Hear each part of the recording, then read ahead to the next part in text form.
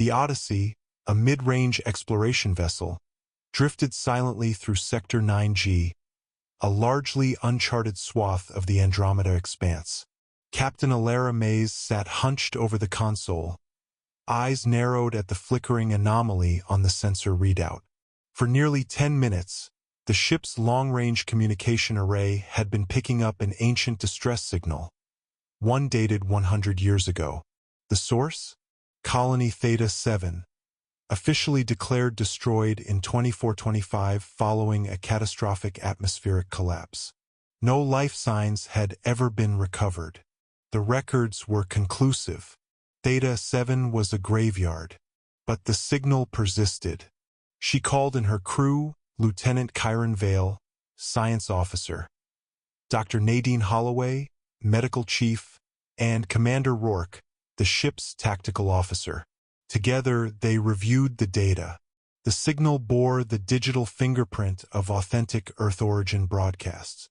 It wasn't a hoax, at least not a simple one. The coordinates matched Theta-7's last known location, deep within the storm-shrouded moon of Colonists X.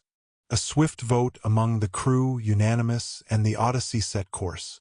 As they approached Colonists X, storm clouds parted unnaturally, as if some unseen force recognized their arrival and cleared a path. The colony's surface appeared untouched, preserved in eerie perfection. Shining silver towers reached skyward, their metallic skins clean and untarnished. Not a single sign of decay. No scorch marks. No collapsed buildings. It was as though a century hadn't passed at all. The landing was smooth, almost too smooth. The docking bay lights flickered on, aligning with the Odyssey's descent. Doors hissed open before anyone pressed a panel.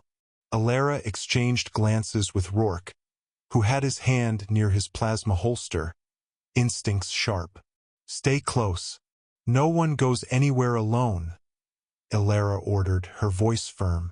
Inside, they found people, dozens of them, dressed in colonial uniforms, working on terminals, tending to hydroponics, even laughing over synthetic coffee. Men and women who matched the colonial database records. But that wasn't the strangest part. They hadn't aged. Not a day. Some of them were children when the colony was declared lost. Here they stood, adult, vibrant, smiling. "Welcome home," one woman called, rushing forward with open arms. "You're just in time for harvest." Alara blinked. The woman, Marla Jensen, originally Theta-7's agronomist, was supposed to have died at 42. The person in front of her looked no older than 30. No wrinkles. No signs of stress or time. Dr. Holloway stepped forward, scanning Marla with a discreet biosensor. The readings were human. DNA, heart rate, neural patterns. All normal. Perfectly normal. Too perfect.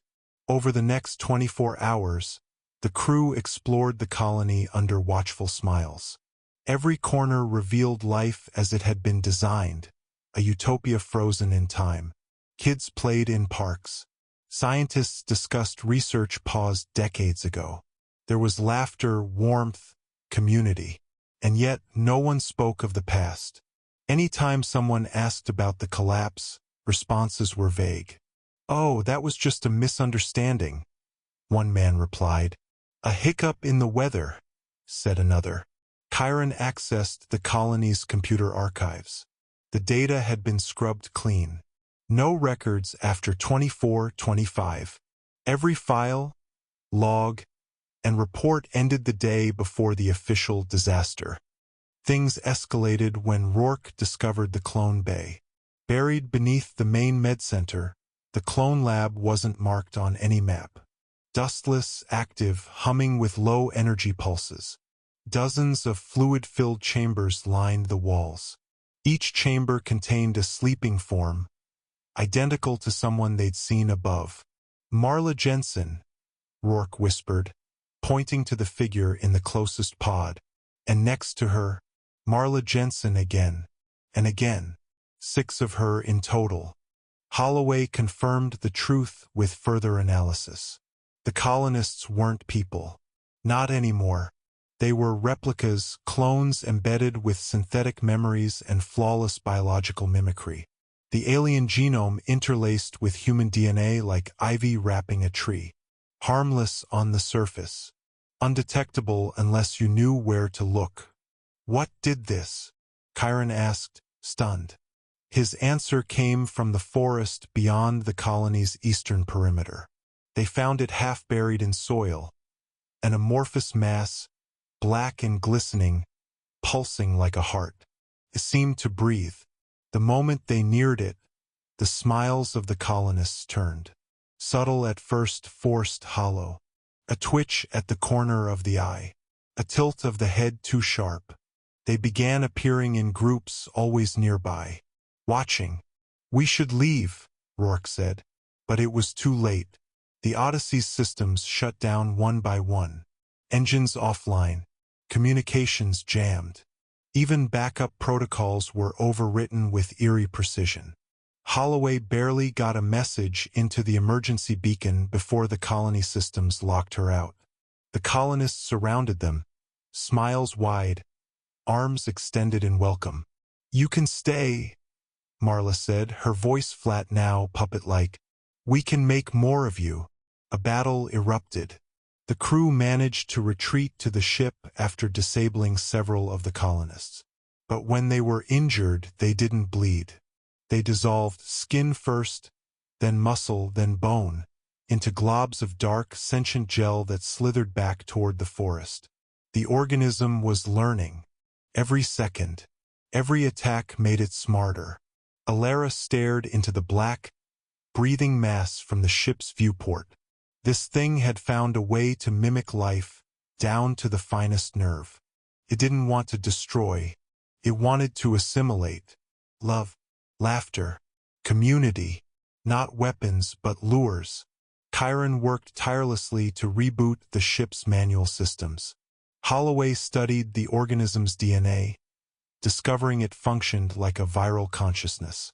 It didn't clone to replace, it cloned to understand, to expand.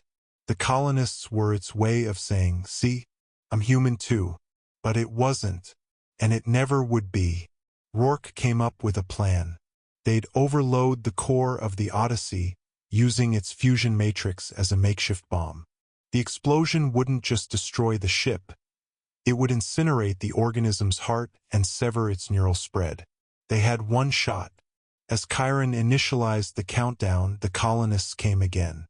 Smiling, pleading, children with wide eyes, couples holding hands, friends calling out names. "Don't go," they begged.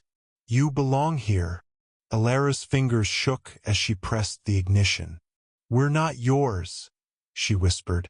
The blast lit up Cully's X like a second sun. The colony was erased. No trace remained. Hours later, a rescue craft responded to the last fragment of the emergency beacon.